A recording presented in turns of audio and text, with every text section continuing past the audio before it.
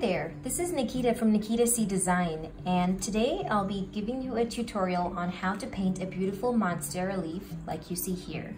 So first, we'll be going over the materials we'll be using, and then secondly, we'll be drawing the actual leaf like you see over here, making a quick sketch, and then third and finally, we'll be painting the actual leaf. So let's get started.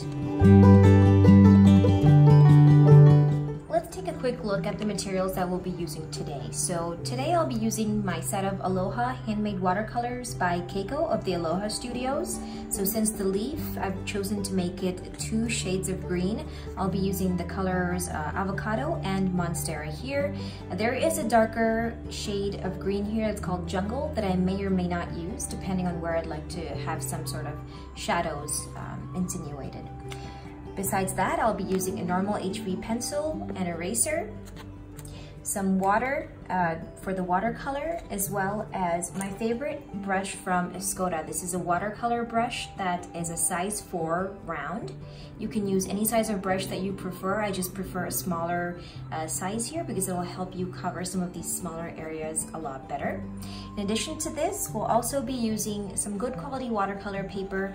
This is cold press watercolor paper. It's a block of paper that I have to undo from 2 sides, and it'll keep the painting flat when I'm painting on it.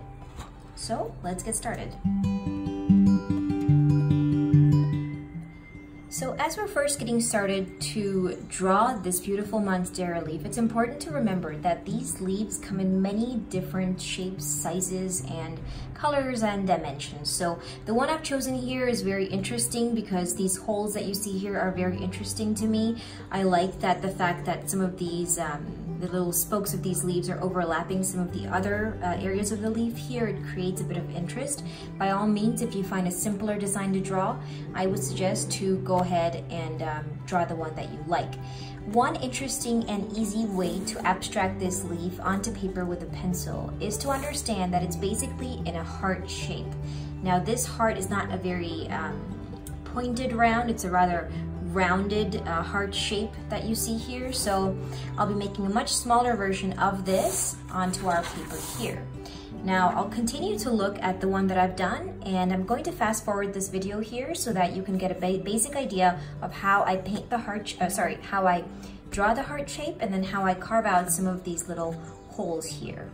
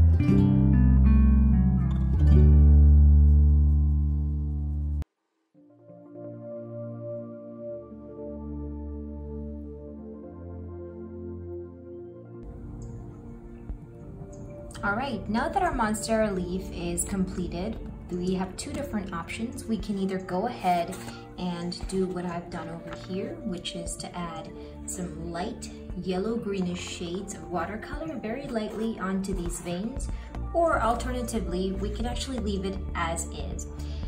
For this piece, since I already have a piece that has the colored veins, I would like to leave this one as is. But one option that you do have besides painting the veins in is to do a complete background fill in terms of coloring the entire background a completely different color. What that will do is it'll really make this leaf pop, and it'll really define the different shapes and the different holes that you have within this leaf. It's completely up to you, but I believe my leaf here is complete. So thanks so much for watching and happy painting. See you soon. Bye-bye.